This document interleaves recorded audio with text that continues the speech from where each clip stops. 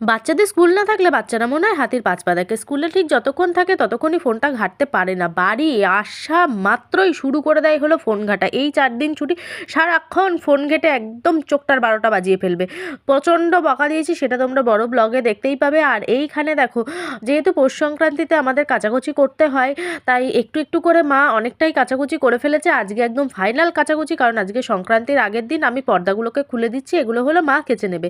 আর আগে যা গ্রাম সাইডের দিকে ঢেকি পাতা হতো, এখন আর সে ঢেকি পাতা দেখা যায় না। আগে ছোটোবেলায় দেখেছি, এখন সব মিক্সিতেই চাল গুঁড়োই বা কল থেকে চালের গুঁড়ো কিনে আনে। আমি তো মিক্সিতে মাকে গুঁড়িয়ে দিয়েছি। আর এখন সন্ধেও হয়ে গিয়েছে, মা ছেলে দুজনকারই প্রচণ্ড শরীর খারাপ। মাথায় যে টুপিটা বাঁধা দেখছো আর গায়ে যে কসফুলটা দেখছো, আমি এগুলো পরেই শুয়ে পড়ি। আমি মোজা, টুপি, সোয়েটার সমস্ত কিছু পরে আগাগোড়াই শুতাম। আমার সেই অভ্যেসটা এখনও রয়ে গিয়েছে।